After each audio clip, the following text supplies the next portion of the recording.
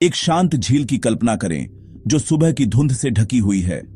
4 teenagers adventure के लिए बेताब 1960 में फिनलैंड की लेक बोडोम के किनारों पर अपना कैंप लगाते हैं।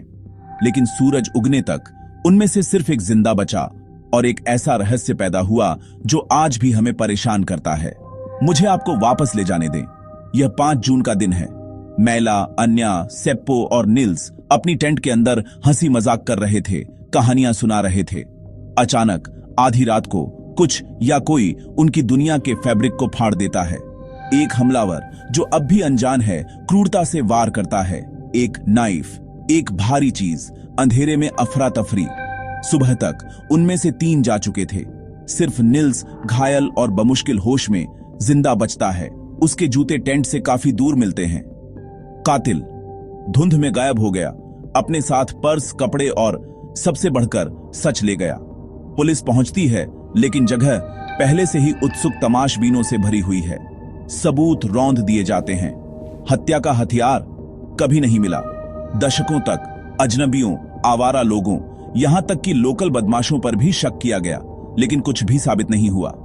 लेक बोडोम का आतंक एक नेशनल ऑब्सेशन बन जाता है, एक ऐसी पहेली जिसका कोई जवाब नहीं। फिर अचानक 44 साल बाद निल्स, जो जिंदा बचा था, उस पर अचानक इल्जाम लगाया जाता है।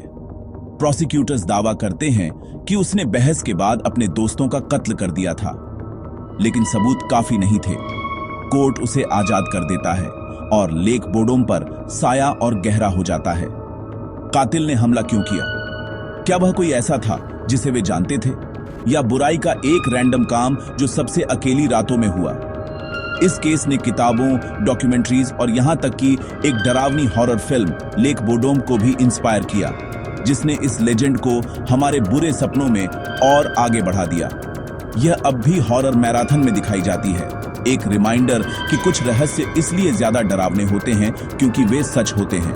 तो अगली बार जब आप खुद को एक शांत, चुप झील के किनारे पाएं, याद रखें, कभी कभी सबसे डरावनी कहानियां वे होती हैं जिन्हें कोई एक्सप्लेन नहीं कर सकता। लेक बोडोम मर्डरें अनसुलझी हैं और शायद यही सबसे डरावना हिस्सा है।